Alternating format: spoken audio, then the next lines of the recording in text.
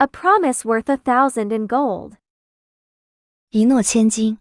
Hello everyone, have you ever made a promise and then broken it? Be honest. Maybe you said you would help a friend move. Maybe you said you would call your mom back. Maybe you said you would finish that project by Friday. And then life got busy.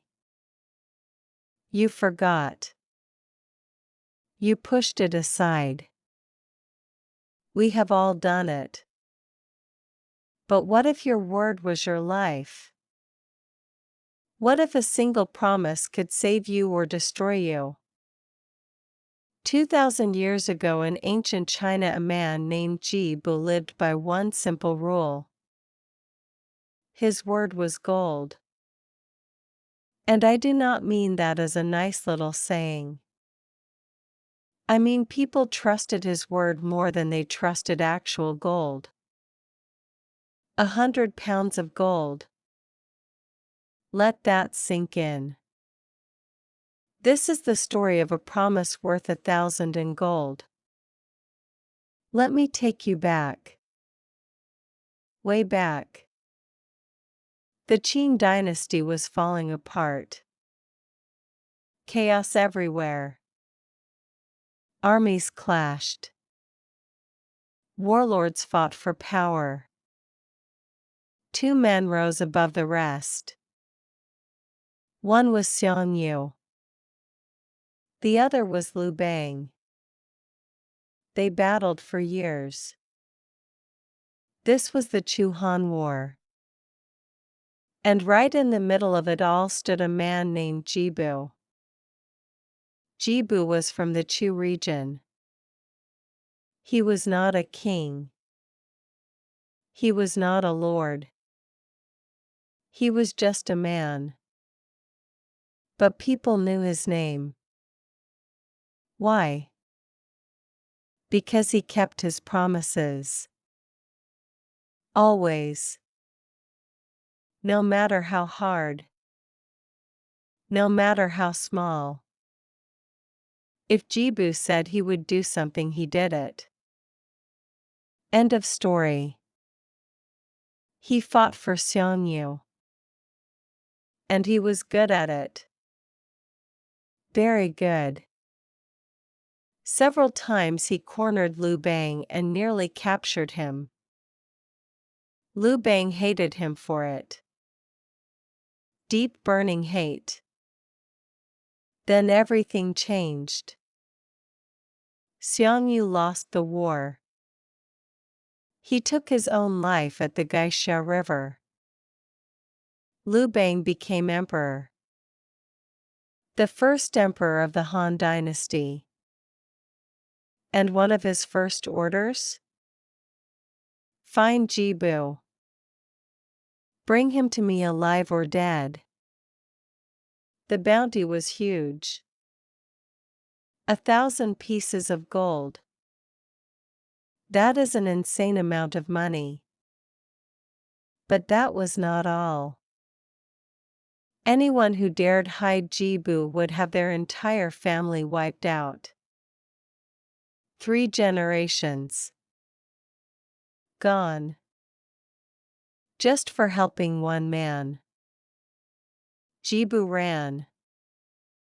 He had no army. No power. No allies left. He was a hunted man. Every door could be a trap. Every face could be a traitor. He fled to Puyang and hid with a family named Zhou. Zhou looked at Jibu and spoke honestly. The hunt is closing in. They will search my house soon.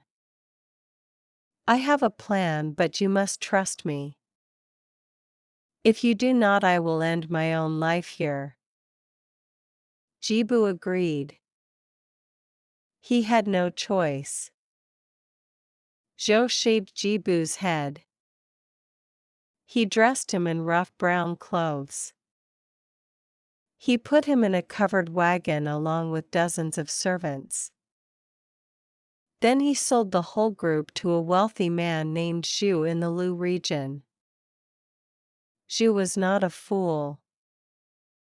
He knew exactly who was in that wagon. But he bought them anyway. He sent Jibu to work in the fields. And he told his sons one thing.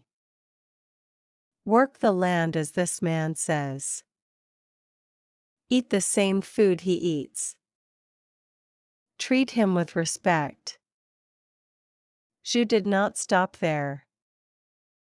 He rode his light carriage all the way to Luoyang. He went to see the Marquis of Ri and a man named Teng Gong. Teng was an old friend of the emperor. They drank together for days. Then Zhu asked a simple question. What great crime did Jibu commit that the emperor hunts him so fiercely? Teng explained. Jibu served Xiang Yu. He made the emperor suffer. Zhu leaned in. Was Jibu not just serving his master? Is that not what a loyal man does? Can you kill every person who once served Xiang Yu? The emperor has just won the realm. If he hunts one man for a personal grudge, he shows the world a narrow heart. A man as worthy as Jibu, driven so hard, will flee north to the barbarians or south to the Yu tribes. Do you want a good man fighting for your enemies? Think of Wu Zishu, who whipped the tomb of the king of Chu. That is what happens when you drive good men away. Teng listened. He understood. He promised to speak to the emperor. When the time was right, Teng did exactly as Zhu suggested. The emperor pardoned Jibu. Not only that, he summoned him to court. He bowed. He apologized. He accepted his service. The emperor made him a palace attendant. Just like that. From hunted fugitive to honored official. All because a few good men saw the worth of his word. Years passed. Jibu rose higher. He became a general. He served the Han dynasty well. And then a man named Chao Chouxing came knocking. Chao Chouxing was also from Chu. He was a smooth talker. He liked to make friends with powerful people. He heard that Jibu had become a high official. So he asked Do Chongjun to write him a letter of introduction. Do Chongjun knew the truth. He warned Chao Chouxing. Jibu does not like you. Do not go. But Chao Chouxing would not take no for an answer. He begged. He pleaded. Finally, Do Chongjun wrote the letter. When Jibu heard that Chao Chouxing was coming, he was furious. He stood waiting with a dark face, ready to humiliate this social climber. Chao Chouxing walked into the hall. He ignored the angry glare. He bowed deeply. Then he spoke words that would last 2,000 years. There is a saying among the people of Chu. 100 pounds of gold cannot match a single promise from Jibu. How did you earn such a name across Liang and Chu? I am from Chu. You are from Chu. I have traveled far and wide singing your praises. Is that not worth something? Why do you push me away so harshly? Jibu's anger melted. He saw the truth in those words. He welcomed Chao Chouxing as an honored guest. He let him stay for months. When Chao Chouxing finally left, Jibu gave him generous gifts. And Chao Chouxing kept his word. Everywhere he went, he spoke of Jibu's virtue. He told people about the man whose promise was worth more than gold. The phrase spread. 100 gold pieces are nothing compared to a promise from Jibu. Over time it shortened. A promise worth 1,000 in gold. Here is the thing that sticks with me. Jibu did not become a legend because he was the strongest warrior. He was not the richest man.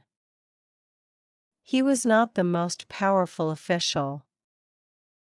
He was a man who said what he meant and did what he said.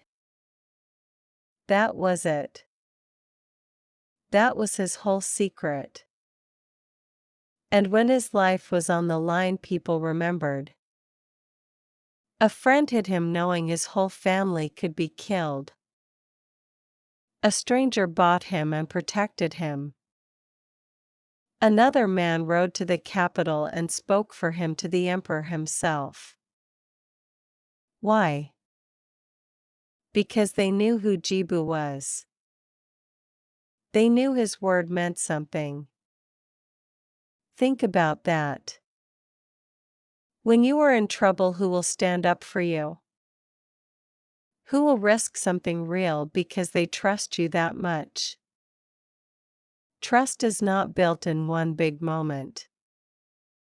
It is built in 1,000 small ones. Every promise you keep is a brick in a wall that will protect you when the storm comes. Every promise you break is a crack in that same wall. Chao Chouxing was not a perfect man. He was a name dropper. He chased connections. But even he understood something important. A good reputation is priceless. And once you have it, you must protect it. Jibu's reputation saved his life. It lifted him from a fugitive to a respected leader. So what does this old story mean for you and me?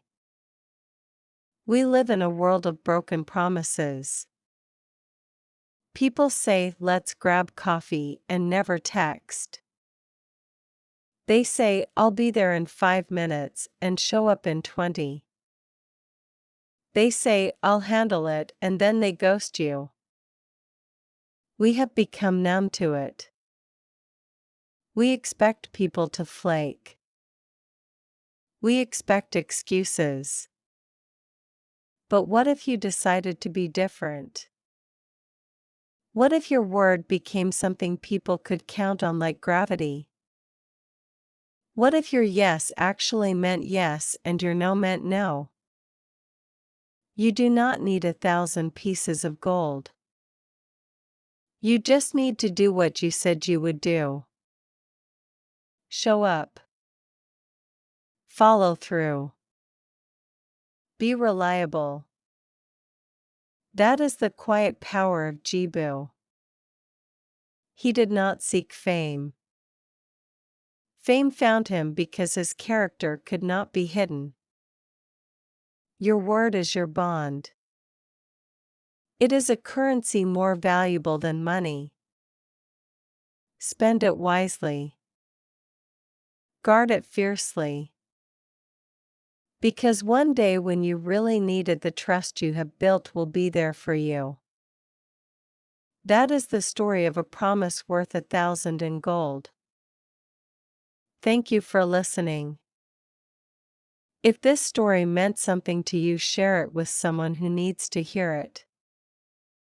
And remember, keep your promises. Even the small ones. Especially the small ones.